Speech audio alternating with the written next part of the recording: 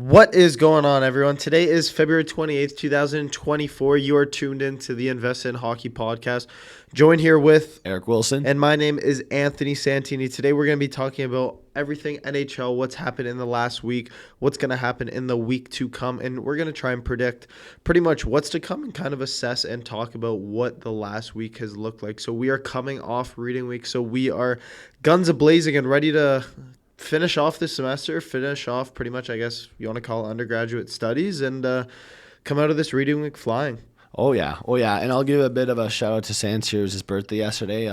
Hope you had a great day. Tell me a little about what you did. Let's go. Thanks, buddy. Yeah, yesterday was my birthday, so that was pretty chill. Obviously, kind of hanging out. Did what I do yesterday? I had class. Went to class at 1. Went to the gym. Came home. Ate dinner. Watched a Leaf game with the boys. Played hockey last night. That was fun. Won that 6-4. I think you scored, or no, Murray had a hat trick, I'm pretty sure. So shout out Murray for that. Maybe 1A, no doubt. And yeah, it was a pretty good birthday. I mean, shout out all the boys and shout out the girls too for showing up and having cake. That was a great time. Yeah, no, it was definitely a good night. Crazy, it's already Wednesday. So today's the 28th, and then we have the 29th tomorrow because it's a leap year. So it's a little like weird because I feel like the leap years just like come so quick. Like I don't know why. I think the last one was in like 2020, right? I think it happens every 4 years, yeah, right? The leap year. And that's just crazy because that was 4 years ago. But regardless, I was a bit of a box score watcher this past week. I guess once we look at hockey, I was on vacation, so I didn't get to watch like too much, but I was following along with my fantasy matchups, my favorite team, obviously with the Bruins, and I kind of could just see that there was a lot of games, couple four team weeks from teams, and then some. Just genuinely a lot of hockey. So, what did you kind of notice? I mean, a ton of hockey this week to watch. Nothing short of that, especially being home on reading week. I found myself, I didn't bring my PS5 home, which I thought was a good idea. I was talking to Murray, and Murray didn't bring his home either, and he was kind of saying how it was like a terrible idea. But no, it was chill. Good reading week. Watched a lot of hockey, which is always nice. Watched a lot of Oilers that night, too. I found myself watching a lot of the 10 o'clock games like LA. Even, I think it was over reading week, but it was the Minnesota-Vancouver game. Oh, I don't know if we already, or was that the week before? It was like 7-4. Yeah. But just games like that was absolutely ridiculous. And even just as a hockey fan, like I was definitely grateful to be able to watch that one. But definitely looking forward to this week to see what it has in store. And I know you want to talk about this playoff race, so let's get going here. Yeah, so honestly, I feel like I've wanted to say the word playoff race for a long time, and I've held myself against that just because now is finally the time where we can say, okay, there's 82 games in a season, and we're approaching that 62 game mark, which is like that, you got 20 games to go. You have 40 points up for grabs. You kind of have to go for every point you can get. And once those spots are finally clinched on game, call it 80, 81, maybe not till the end of 82, then we can finally say, okay, these are going to be the matchups, and this deadline acquisition paid off, and this team's screwed, right? Like, we're not going to know. But it brings me back to last year when the Penguins played the Blackhawks in, I think, game 81 or 82, and they lost to the Blackhawks, and I think that knocked them out of contention. I don't know if you remember that at all. That was last year, right? And Yeah. that was, they lost, and the Blackhawks were just terrible last year. And weren't the Penguins supposed to be? It was like a whole domino effect because then Florida was able to get in. Yeah. I remember Florida was playing Buffalo. Remember Buffalo was in the hunt, and we were chilling at the house watching the game. Oh, yeah. And then Buffalo dropped that game to Florida. It was like 4-1 in Buffalo, I'm pretty sure. Their odds were low. Like, they were not really, like, even if they won that, they had to do something else, I guess, the night after or something. But, like, it was, I don't even know if Pittsburgh was the spoiler or something. But, yeah, that really made Florida make the playoffs. And then Florida somehow went on that crazy run, and that kind of shaped the playoffs, right? It just feels like this year there's way more teams that are in contention. Just looking at the list right now of teams that are out of the playoffs, I have 8 teams that I have my eyes on, and some of these include like really good contenders that looking at the start of the season, we thought were going to be in the top of their division. So we got Pittsburgh, New Jersey, Washington, that's kind of climbed up the ladder. We didn't really think they'd be too good, but hey, Ovi's been playing well. He's turning it around. Minnesota, too, who's fallen a lot this season, and Seattle, who, even upset the Avalanche last year, are still out of playoff spots. So 8 teams that I think can really make a push here. And at the end of the day, in each conference, there's only 2 wildcard teams. So we'll see who is able to jump the gun here. Yeah, I think that we can't really go further along this podcast without mentioning the Detroit Red Wings. Like, what is that, an 8-game win streak? Like 8-game win streak for Detroit, yeah. Yeah. What is, like, the number one factor you think is leading to the Red Wings' success, Sans? I just think bringing in, and maybe I'm a little bit biased, but when you're able to bring in Patrick Kane, someone that came from Chicago, came from winning and just having a culture in that locker room. Obviously, we're not in that locker room. We can't assess it. But when you talk about some of management, some of the players on that team that have kind of bought in, and we even see a player like Alex DeBrincat who, on a team like Chicago, and in the past couple of years, he's kind of been a little bit, from what we've heard, a locker room issue where he's been complaining, but he's completely bought into this program. He looks great. The Red Wings look great. And unfortunately, the Chicago Blackhawks dropped an insane game to the Detroit Red Wings. And that was a crazy. And for me, a Patrick Kane fan, it was amazing to watch that. Me and Murray were watching, and I said, you already know what's going to happen when this game goes to overtime. Yeah, honestly, like that. For me, it wasn't even just that overtime goal. It was seeing Patty Kane reunite with Keith. Who else was in that?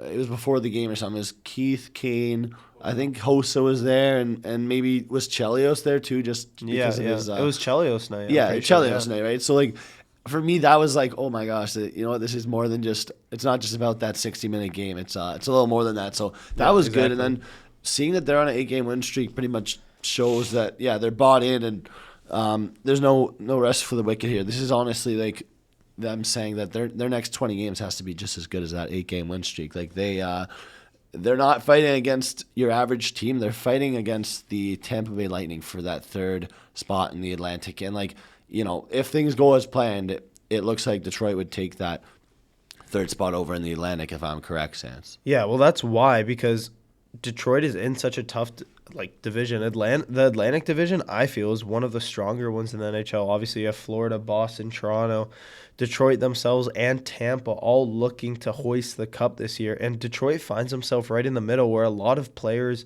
and teammates and watchers and fans and analysts and everyone didn't really have the Red Wings in this position right now, but they've been able to show up, and they've definitely impressed a lot of people right now. I think on a 5-game heater, I believe. I don't know if we want to confirm that, but I'm pretty sure. It's 6, yeah. 6-game heater heading into the Islanders, heading into New York, I believe, to play the Islanders, and looking to keep that up. So if you're a Detroit Red Wing fan right now, you got to be happy. Yeah, I don't think we really have talked about them much, but I think in, like, you know, our 5th episode or something, we talked about them being a bit of like that team of misfits, and like how, like, you know, you have Shane Gostisbehere, Jake Wallman, all these like guys who, you know, never really were number ones, never really had like more than that one huge year. Like we talk about Gostisbehere the year he had like 15 goals on Philly. It was great, and then he had, I guess, the 2 goals the other night, so that reminded me of that. But I want to ask you a little bit of a question. What kind of, when you look at the regular season and you look at you know, points overall, like, do you think there's ever a safe lead, and if so, like, how many points ahead would you have to be? In a playoff hunt? In a playoff hunt. And this is before you clinch a spot. Because obviously once you clinch a spot, you can't catch someone. I'd say, like, to be safe, maybe, like, I don't know, like 15 points. I mean, that's kind of like 7 games and more. Like, if you're in a position like that, I don't see your team dropping 7 games or, like, 7 of the next 10. You know what I mean? Yeah. So I feel like 15 points is quote-unquote safe. I don't know if maybe we could look back and someone will drop a 15-point lead, but just looking at the list right now, I think when I was looking the other day, it was Ottawa's like 15 points behind the playoff. Yeah. So they're 16 points out of a playoff spot. So I'd say that Tampa is pretty clear of them to say, but I don't know if that was the answer you were kind of looking for, maybe a little bit less, but I mean, feel like... Yeah, that's kind of... I feel like that's like that spot you need to start, because realistically, any team that's super, super high up in the standings, we don't really see that in the East right now, but like any teams that far up, they're worried about getting that number one spot. They're not worried about falling out of the top three. One kind of interesting thing I've seen is that like we don't use games back in hockey. We don't use the term like games back, right? But Yeah, if you they look do at that in baseball. I in think baseball they do it in and basketball. NBA too, and I saw with the Minnesota Timberwolves there in the NBA, they've never been a good team, but this year they're going off, which was a little bit of a funny thing. And that's always been your team the past couple of years. Yeah, right? ever Anthony since Towns, your boy Anthony Edwards. Yeah, it all started with Andrew Wiggins when he was on the Timberwolves, Yeah. and that just feels like back when I was a little kid. But yeah, honestly, moving forwards, that East, I know you want to talk about heading east there to the Rangers, who are sitting in the Metro right now, are first, 81 points and kind of high above everyone, looking down with great goaltending, but an emerging stud at center who has turned a lot of fantasy owners' heads. Matt Rempe, if I'm pronouncing it correctly, has had the craziest start to an NHL career. And I wanted to tweet it out, but I didn't want to be like one of those bots that just tweets out anything. You know what I mean? Yeah. But it's almost like he's playing be a player mode. You know what I mean? Like he started, I think it's, if I'm saying this correctly, he started in the outdoor game, did his lap, fought Matt Martin. Then he went into Philadelphia. Yeah. Fought. Then he went into New Jersey, fought again, and he got kicked out. Yeah, because he hit Nate Bastian, I believe his name is, and he fought. Was it Chris Tanev that he fought, or was that another fight I was thinking about? Oh, Matthew Olivier, yeah. Yeah. So I think we got to say he's been in 4 to 5 fights now, right? Yeah. And he's also scored a goal, if I'm not wrong. Yeah, he did. So like, I think he has 2 now. The whole be a player mode thing is something that like I'm sure our viewers can relate to, because everyone's been in that moment where they're like, let me start to be a player, and everyone's excited the first couple games when they get that first shift, hop off the bench, and you're like, what should I do with my player? And either A is, oh, let me cherry pick and score a goal, or B is, let me get in a fight. And the fact that like I've seen all these like highlights, and it's always that 17-minute mark in the first period, and it's like, for you to do that just I like that kind of style of hockey where it's like you're setting the tone. You're not just fighting a guy when you're down 4-0. You're setting the tone, right? Yeah, that's what I noticed too, because when you watch the broadcast, they kind of always kick back to where the warm-up started, and you see Rempe kind of talking to one of the players on the other team. We saw it in Philadelphia where he was talking to, I don't know how to pronounce his name correctly, but it's Nicolas Nicolas Delorier, I believe, where he was talking to him in warm-up, and then, like you said, at the 17-minute mark, it was just a dump in. I think like Zibanejad or whoever it was dumped it in, and then Rempe just kind of said, all right, let's go. Dropped their gloves, and they just went right at it. So definitely some of these older players in the league want to challenge this kid, and it seems like he's up to the challenge, which you don't usually see. And I mean, it's crazy, man. This guy's our age. He's a 2002, which is absolutely ridiculous from Calgary. So standing at 6'8", this guy is an absolute monster. 6'8", 240. Matthew Rempe has had an insane start to his career. Yeah, the O2s are buzzing, and that's crazy. I love to hear that. I actually love to hear that. So that's pretty solid, at least from New York. I think that's kind of almost taking like the spotlight off of their great performances, right? Like we haven't really talked about Artemi Panarin in the last little while, even though like he's at a career high in goals already. Like, you know what I mean? So it's almost a good thing that they're bringing that in while they're still maintaining that performance. And we looked at Shesterkin's struggles a little, and maybe this will help him just because the spotlight's off of it, right? I don't know if you agree with that or what, but that's kind of what I had to say about that. Yeah, I mean, for Shesterkin too, he's a goaltender that started the season off struggling, and he really hasn't turned it around at all. He's been average, if we want to call it, but I guess you could just say because of the aspirations we have for him, and obviously their team as well. Like, you expect a Vezina caliber goalie, and he's been, let's call it, above average. But it seems like a lot of teams have had that same issue. And even looking back, talking about the Leafs, and I know we always try and stay away from talking about them, but how can you not talk about them with all the action that's going on? Joseph Woll, it looks like he will be returning. He has been quote unquote activated and was not on the bench yesterday, but hopefully in the coming days he could be available in one of these games. So I don't know what you think about where the Leafs stand right now, but after losing to Vegas and kind of having Woll starting to return back to the lineup, I don't know how I feel about this team. I don't know if they want to make a trade. I don't know if you want to make a big splash, but like we've talked about, you almost have to when you're the Toronto Maple Leafs. Mm-hmm. And this is why I brought up the safe point lead that I wanted to mention to you earlier, because no matter what the Leafs do, they're not far enough ahead from these other wild card / playoff hunt teams where they can just relax and say let's put Wall in just to test him out, make sure he's good, right? Like you need to go into every game and try and win it. Like although they've had this tough stretch recently with, I think they played Vegas twice in the last 7 games. They played Colorado in that stretch. They also played a couple other teams, I don't know, but it wasn't an easy stretch for the Leafs, and they got through it. They play Boston coming up, I think, which is going to be a nice game. Wishing I could go watch that one, but definitely not on the radar, especially with ticket prices. So, it's insane. But kind of like you were, I guess, asking me there, I think that you're going to have to play Wall against I want to say mediocre team to start. You can't put him in against a top tier team, especially a divisional team like Florida or Tampa, right? So I think that you're gonna have to bring him in, and I don't know what the deal is with Martin Jones. Do you know like what the deal is there? Like, is he also in the NHL still or what? So he is in the NHL right now, and I believe for him to go down, to send him down, he would have to clear waivers. Which, if you're a team like, I don't want to confirm this. I don't want to kind of talk about it if I'm not exactly sure, but I mean, we might as well do it anyways, right? If you're a team like New Jersey and Martin Jones has to clear waivers, why would you not pick him up, right? That being said, I don't know what the exact rules are regarding that, but where Martin Jones stands right now, I mean, he did his job. He looked good, and going into the offseason, I feel like he could get a payday if he feels like he wants to move on to another team. Yeah, I agree with you there. I guess it looks like they can have all 3 goalies in the NHL without getting into the logistics side of things. But honestly, with the Leafs, I really am seeing that small concern in the fact that you drop a couple games, 2 games, that's 4 points that was in the books, and like we're seeing a lot of team success with guys, not just in the star power, but again like Nyes, we've been talking about the last couple podcasts, guys that are actually playing good hockey. And so I think the number one thing for me is you get Wall in, you get him at least 4 or 5 starts before the playoffs. That's got to be the minimum. You can't really say, okay, here's 2 games, then start the playoffs. But if you got 20 games to go, I guess my ideal situation would be you start Sammy for 10 of them, you start Jones for 4 of them, and you start Wall for 6 of them, something like that. Like I don't know what you think there, but I think you need to kind of keep rolling with Sammy. You put him in against Vegas twice. You put him in against Colorado. He beat Colorado. Like. And again, it's a team effort, but it's just that I think they're comfortable in front of Sammy right now.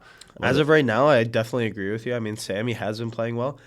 I do want to see what Joseph Wall does have to offer, because when he did go down, I mean, watching that game against Ottawa before he got that high ankle sprain, he was playing ridiculous. Like, he was playing amazing. Like, we were talking Calder and Vezina for this guy. Like, and without an exaggeration, I mean, obviously it's easy because he's a Toronto Maple Leaf. Everyone loves to just throw awards around. We're seeing that with Matthews, too, who's finally starting to get his recognition for having a great season. But I got to see a little bit more out of Wall to earn his spot back. Obviously, it was his spot before he did get injured. But as of right now, Samsonov is playing well, and I feel like Sheldon Keefe will act on that accordingly. But to kind of touch up and end off before we move off to our next subject, Matthews is finally in the MVP discussion, and it's kind of borderline, maybe, do I want to call it disrespectful to Kucherov? Because Kucherov's been so good this season, man. And I don't even want to get into McKinnon. Let's just keep it with Kucherov, who McKinnon could even have a better chance than Kucherov at winning the MVP. But it looks like everyone wants Matthews right now. So, okay, before we even get into this, we just want to keep it to 2 guys, or do we want to just talk MVP for a good 5-minute segment? Because I think we need to at least bring the 4 guys or 5 guys that you think can be considered for it. And at least go through them a minute each or something. So yeah, I mean that's definitely fair. If you want to start off talking about Matthews' case to win MVP, we could do that. But I just think Kucherov has been disrespected way too much this past month. 100%. Okay, so first off, I agree that the whole disrespect topic, it travels around the league pretty quick. There's a lot of disrespect going around to not just Kucherov, but also Vasilevsky when we bring up non-players. But anyways, when we talk about MVP, I don't think that a lot of people understand what it truly means, right? Like it's the most valuable player, but you got to be valuable to your team, right? And so like you have to look at the player relative to the team that they're on and the position they're in. So I think first and foremost, like if you want to bring, you can't really have more than 4 or 5 guys that you're talking about, just because there's superstars and then there's the players that are actually valuable, right? So In my opinion, there shouldn't be 4 guys being talked about, but we'll bring Cooch in there. McKinnon, Matthews, McDavid are the other 3 that you can really mention. I guess, why don't you kind of give me your take now on why Kucherov deserves MVP? I mean, Kucherov, first of all, we could just bring it up with what the award actually stands for. So this MVP trophy, it doesn't mean the MVP of the league. It doesn't mean the MVP of the fans. It doesn't mean the MVP on social media. It's the MVP, most valuable player to a team, correct? Yeah. So Kucherov, I believe the stat is he has been a part of 50% of Tampa Bay's goals. So that would be his goals, his assists, his secondary assists, power play points, all that stuff. 50% of it. That's a massive, massive chunk of what's been a pretty decently successful Tampa Bay season, correct? Mm-hmm. And reaching 100 points already, like when you compare that to a player like Mitch Marner and maybe even Jack Hughes, if we want to talk about him, that are very highly touted, both those players haven't even reached 99 points, or haven't even reached 100 points. I know Marner had 99, and I think Jack Hughes had like 96. Yeah, I want to call it. Yeah, but both those players haven't touched 100 points. Kucherov's done it in 58 games, 57 games. So what an incredible season for him. And that's just to go on that. McKinnon is a whole nother topic. Obviously, he's never won the MVP before, got a Stanley Cup, but just a workhorse. If Matthews does win the MVP this season, obviously it's going to be a big discussion. Probably going to touch 70 goals, maybe a little bit more. But I just don't see him being the most valuable player on the Leafs. Who do you think it would be? Well, I think it's been an even distribution. And when you look at some of the players that are playing on the Leafs right now, you don't have that clear-cut 1A, I don't think, in my opinion. But you have the 1A, 1B, 1C, 1D, right? You got Riley, Marner, Willie, and even Bertuzzi's kind of stepped up a little bit. I don't want to call him the most valuable player, but it seems like the Leafs have really shared their load the past 7 games. So for me, I think Kucherov's my MVP. Will I bet on it? I'm not a big gambler, but if I was, I think I'd sprinkle. All right. I mean, honestly, I'm surprised by your words there, because I feel like you would have said Matthews was that 1A and he is the clear MVP on Toronto, let alone being in the MVP conversation. But I totally understand it. It can things can change in a day, let alone 7 days, right? Yeah, totally agree. I think that kind of lets us lead into the trade deadline a little, since that is coming up soon. We'll bring in our special guest, Andrew Murray, who is coming out of his class. We had a big game last night, so you had a huge hat trick there. We'll kind of get right to the trade deadline, since we need to wrap up this episode. But why don't you kind of give us your but first off, a hot take, and then secondly, just mention a few things on the trade deadline. Well, okay, I'll start off with a hot take, and this is that the Bruins, I don't know, I think we're starting to see that from the start of the year they were carried by good goaltending. But when you look at that roster on paper, everyone was very suspicious of them from the start. And everyone was surprised of how much they were overachieving. But I think now they're falling into what they are, and that's like a mid-caliber team in the NHL. They have lots of chemistry, but I really don't think they're going to make it deep in the playoffs. That's my hot take this year. All right, that sounds like a hater talking, but no, I definitely appreciate your take, and hopefully the viewers do as well. Well, we were able to organize a little segment with Murray. So, Murray, without further ado, if you want to kind of get into it, I'll introduce it, but Murray's going to bring up 3 players, and then me and Eric are going to quickly say where we think these players could best fit. So, without further ado, Murray, the floor is yours. Well, the first player that I'm going to mention is probably the most highly touted player at the deadline right now, and that is Noah Hanifin.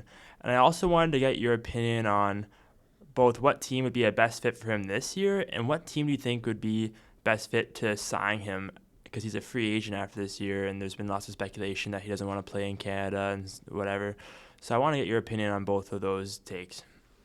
All right, Sans, go ahead with that.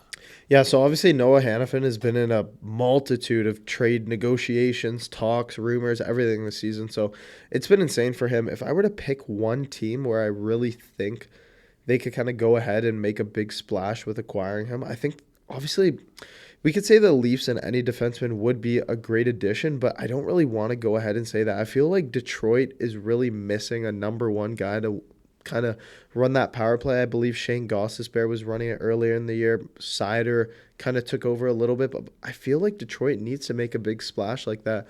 For me, Hanifin, would be a good fit for Detroit. I don't know about long term, but the direction they're going in right now and the direction to win a cup, I feel like both parties could kind of go hand in hand together. All right, I get that. Honestly, the one team speaks out to me is the Minnesota Wild, and I just don't think Hannafin's that number one guy you'd want to rely on. Like, not that Detroit really has the options, but I think with Minnesota, you have Faber as a right-handed defenseman, Hannafin as a left.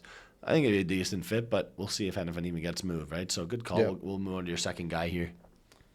My second guy is, it's probably kind of a surprising one to me, and that is Jake Gensel. In terms of, I'm surprised that he hasn't been able to reach an agreement. He's really been playing well throughout his career with Crosby as a center. So I want to get your opinion on what team could use Jake Gensel the most and be the best fit. Yep, lead us off, Sans. I mean, for me, the number one team that just screams out like just red flashing lights is the Oilers. I think he'd be the perfect fit on a line with McDavid. And although I don't know if it's gonna happen, I don't really see another playoff team kind of going and making a big splash and trade. I feel like the direction that the Penguins are going in right now isn't where they anticipated it would have been at the start of the season, almost on the flip side where they would be the buyers at the deadline instead of maybe the sellers. So for me, I want to say the Oilers are going to be the best fit. If I'm looking at another team that could maybe, look to keep Gensel for a while, maybe Chicago, putting him on a line with Bedard could be a good idea, but I think the best fit would be the Oilers. It's just too good to be true. I'm sorry, Sans. It's not going to happen. Honestly, my take there is that Jake Gensel will stay a Pittsburgh Penguin. The media has been absolutely ridiculous about the Gensel glaze, just the Pittsburgh Penguins thing as a whole. We had a lot of comments on our last YouTube short there, if you guys want to check that out. A lot of people kind of wanted to just call it quits on Pittsburgh, and honestly, you just can't do that when there's 20 games to go and the Penguins are just coming off that big 2 points against Vancouver last night. You can't do that with the core you have. You're never going to have a core that's this old and this good. It's just absolutely incredible for people to disregard that, right? You're never going to have a generational player in Crosby with another, call it number one center in Malkin. You got Erik Karlsson, who just won the Norris last year. That team is incredible. People don't even know that Riley Smith plays for them, and he's a great third liner. That team's great, and honestly, he needs to stay on Pittsburgh, and they need to go for a playoff spot. And then all the haters will kind of call it quits once they do make the playoffs. But anyways, we are going to call it quits for time soon, so let's hear your third guy here. Well, I mean, I just wanted to make a little statement there. I mean, yeah, I definitely agree with you. I think, and this might be a little sarcastic, yeah, Riley Smith could definitely be the difference maker for Pittsburgh when it comes to their Stanley Cup hunt. So I absolutely love that receipt from you. So I'm just going to keep that one. But Murray, I want you to finish us up with our last player. All right, so following that terrible take from Eric, I just think that the last player that really a lot of teams I feel could use in their pursuit for the cup is a number one goalie. And for me, that is Jacob Markstrom, he has one more year left in his deal, which is pretty attractive to some contenders because he's not just a rental. But I want to get your opinion on where Jacob Markstrom would be the best fit for this year. Alrighty. You know what? I want to say that he'd have to move to like the Eastern Conference if he wants to kind of continue that great work he's done. And I don't have a specific team in the East, but I saw a little bit of it was really weird to see him move on from Vancouver to Calgary, where like you have rivals, right? Like I didn't think it was going to work out, and it was a little iffy there. But I would just say it has to be a team in the East. Maybe you have a team in mind, Sam? I have a team in mind for sure. Obviously, everyone wants to say the New Jersey Devils. That's so easy to say, but I think, and I might be going up on a limb here, but I feel like Jacob Markstrom and the Ottawa Senators would be a perfect fit. Obviously, Murray, thanks for letting me know. Only 1 year left on their deal, which could be enticing to a contender, but I just feel like the price for Markstrom is going to be way too high, that a team would only trade at that price if they knew and were able to confirm that obviously Markstrom wants to stay and wants to stay there long term. So for a team like Ottawa that is maybe, 2 years away from being a year away, whatever you want to call it, I feel like their goaltending problems could be solved with Markstrom. So for me, my statement is Jacob Markstrom will be, could be, and should be an Ottawa Senator. That's not bad at all. Honestly, we definitely need changes in Ottawa, whether that's this year or next year, right? So, Georgie. A lot of good talk there with the trade deadline and the playoff race. It's a lot closer than we think, and I think we just can't rule out teams until they're seriously eliminated, right? Like, no need for hate here in 2024. We'll stay positive, and thank you, Andrew, for your kind of decent takes there. So, Yeah, for sure. Thank you for having me on. It's my second time on here, and lots of fun. Beauty. And yeah, I think we'll wrap it up there, Sense. Yeah, guys, we're going to be posting some couple more TikTok shorts. A lot of content this week, followed by another great week of hockey soon. So thank you for listening to episode 17, and we'll go from there.